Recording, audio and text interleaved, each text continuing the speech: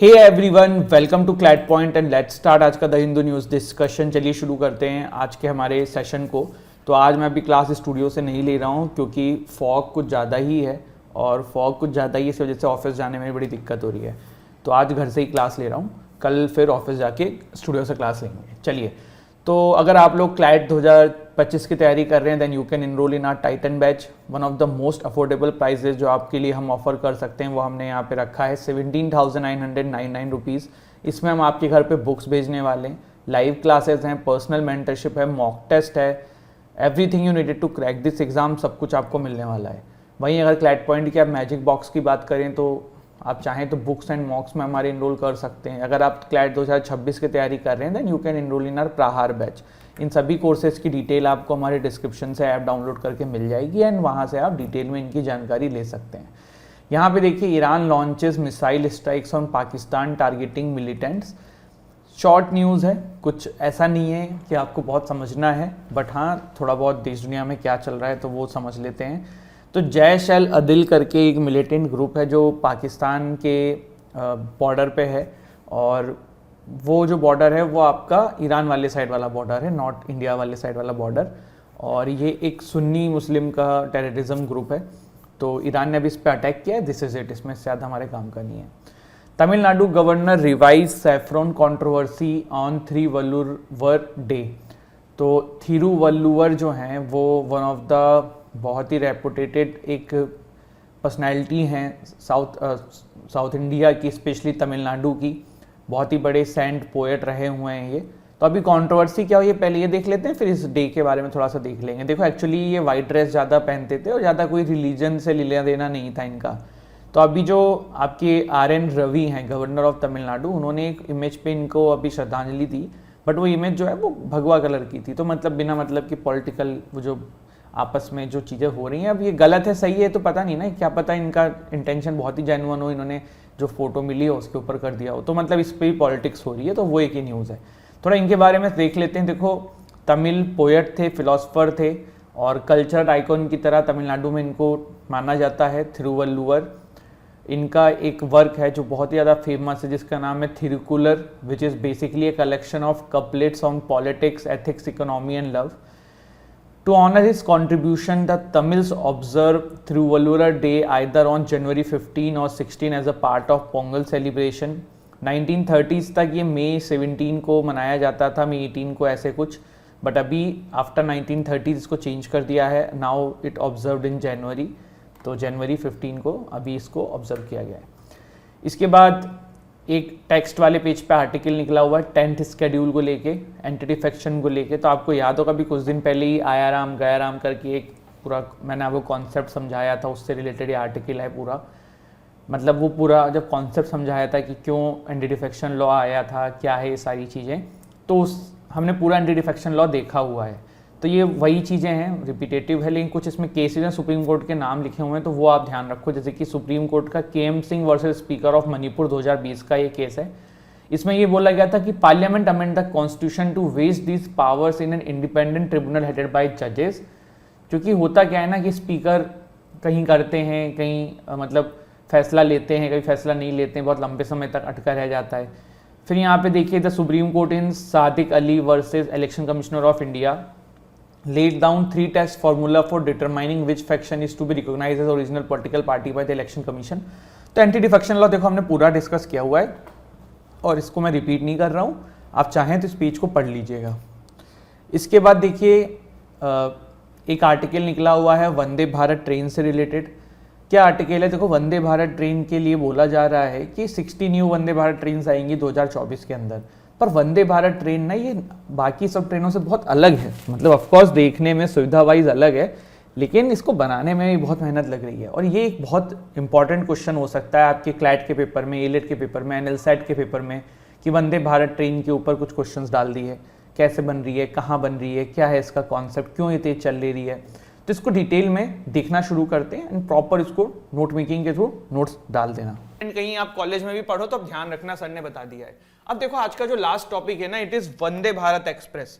बहुत ज्यादा इंपॉर्टेंट है ये एग्जाम के पर्सपेक्टिव से, और लिख के ले लो, वंदे भारत एक्सप्रेस पे अगर कोई भी क्वेश्चन आएगा, अगर ये अभी आप अगले 5-7 मिनट मुझे दे दोगे, कोई भी क्वेश्चन गलत नहीं करोगे। Vande Bharat express once for all complete है, नोट्स में डाल देना पूरा का पूरा जितना भी हम कर रहे हैं।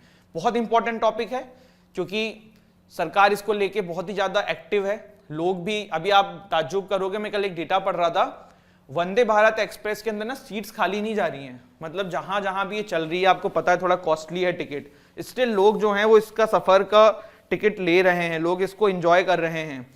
तो ये एक सक्सेसफुल प्रोजेक्ट ही हो रहा है ये सरकार की तरफ से। प्लस अभी हमारी गवर्नमेंट ने अनाउंस कर दिया है कि वो अभी और वंदे भारत एक्सप्रेस लेके आएगी। तो थोड़ा सा समझते हैं इस वंदे भारत एक्सप्रेस के बारे में पूरा, ठीक है। चलिए देखो, सबसे पहले कौन बना रहा है इसे, तो इंटीग्रल कोच फैक्ट्री जो है, आई थिंक ये चेन्नई बेस्ड है ना, इंटीग्रल कोच फैक्ट्री, ये इंडिया की वन ऑफ द सबसे ओल्डेस्ट कोच फैक्ट्री है। तो इंटीग्रल कोच फैक्ट्री के द्वारा बनाया जा रहा है वंदे भारत को। पहला पॉइंट क्लियर हुआ, हो जाना चाहिए, ठीक है। चलिए अब आ जाते हैं दूसरा, कि कहां से ये प्रेरित है, किसके डिजाइन से प्रेरित है। तो जापान एंड यूरोपियन कंट्रीज में ट्रेन 18 डिजाइन यूज होती हैं। तो वंदे भारत इज डायरेक्टली प्रेरित फ्रॉम जापान एंड यूरोपियन की उन ट्रेन 18 डिजाइन से। ट्रेन 18 जो होती हैं उसी के तरीके से इसको भी बनाया गया है, ठीक है। इसका देखो एरोडायनामिक्स इस तरीके का रहता है जिसकी वजह से ये बहुत फास्ट चलती है। बट क्या आप इस बात को अभी सोचना, दिमाग में 2-3 सेकंड का पॉज लो और ये सोचो कि सर क्या ये जो बस एरोडायनामिक्स है या एक्सेलरेटर पे बस पैर तेज रख दें उसी के वजह से ये ट्रेन तेज चलने लगेगी क्या? तो ऐसा नहीं है। क्या है वो मैं आपको भी आगे बताऊंगा, ठीक है। अभी तक हमने इसके बारे में 3 पॉइंट्स देख लिए। पहला कि कहां पे बन रही है इंडिया के अंदर, दूसरा कहां की ये बेस्ड है, मतलब किससे डिजाइन हमने यहां पे प्रेरित करी है। अभी जो ट्रेन है ना, ये मैक्सिमम स्पीड इसकी जो है वो 160 किलोमीटर पर आवर तक जा सकती है, लेकिन अभी इसको चलाया जो जा रहा है वो 130 पे चलाया जा रहा है। देखो इसके पीछे रीजन क्या है कि हमारे यहाँ पे जो ट्रैक्स है ना वो अभी इतना स्पीड झेल पाएंगे नहीं झेल पाएंगे, ये कभी चेक नहीं हुआ है, क्योंकि हमारे यहाँ पे शताब्दी राजधानी वो इसी के आसपास चलती हैं।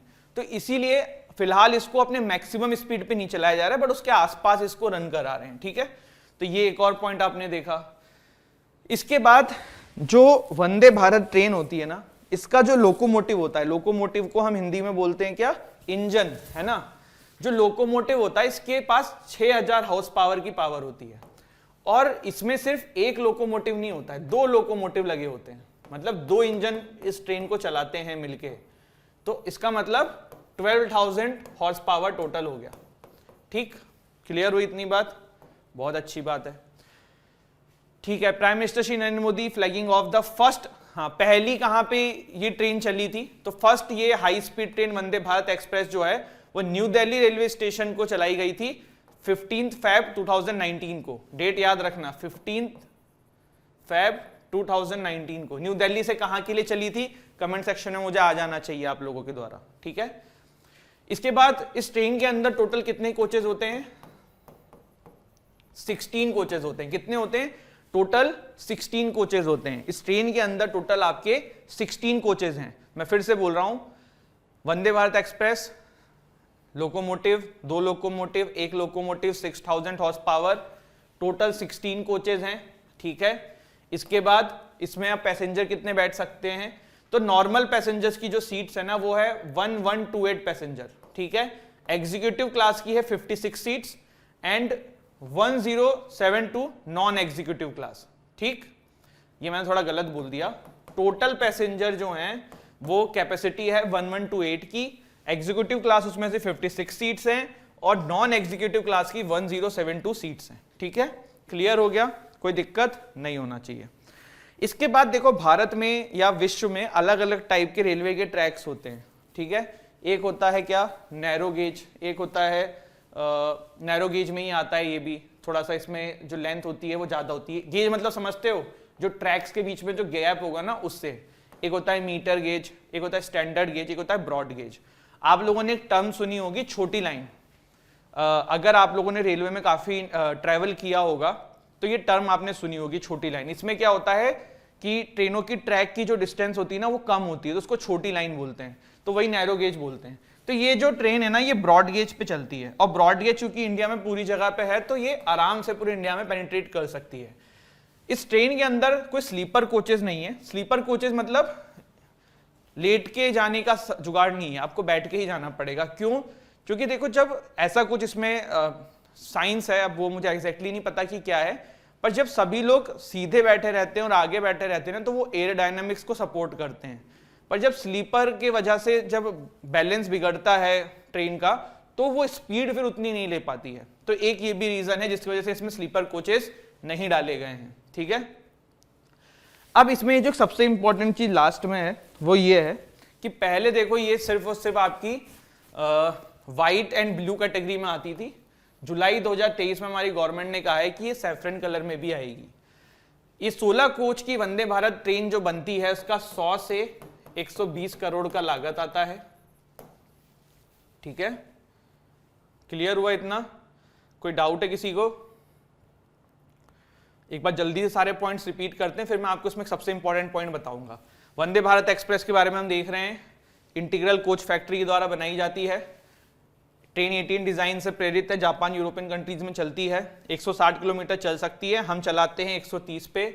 इंजन पावर होती है 6000 हॉर्स पावर, 2 इंजन लगते हैं। ठीक है, 16 कोचेस टोटल होते हैं, 1128 पैसेंजर्स टोटल इसमें बैठ सकते हैं। ब्रॉड गेज पे चलती है, कोई स्लीपर कोचेस नहीं होते हैं। व्हाइट एंड ब्लू में आती थी, अब सैफरन में भी आएगी, और 100 से 120 करोड़ की बनती है। अब आप लोगों को ना मैं थोड़ा सा इसमें एक लॉजिक और बता देता हूं। आप लोग ये सोच रहे होंगे कि सही है ट्रेन इतनी तेज कैसे चलती है। देखो हमारे देश में ये क्या है, लोकोमोटिव। ठीक है, ये नॉर्मल ट्रेन का बता रहा हूं मैं।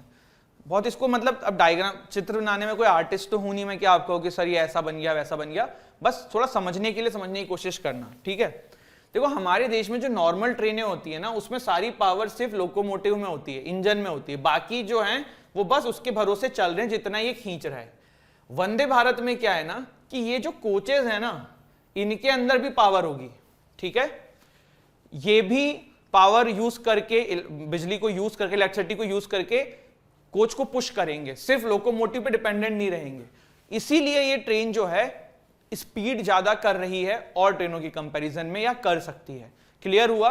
बाकी ट्रेनें आप देखते हो कि लोकोमोटिव ही खींचता है, इसी के ऊपर पूरा प्रेशर लगता है।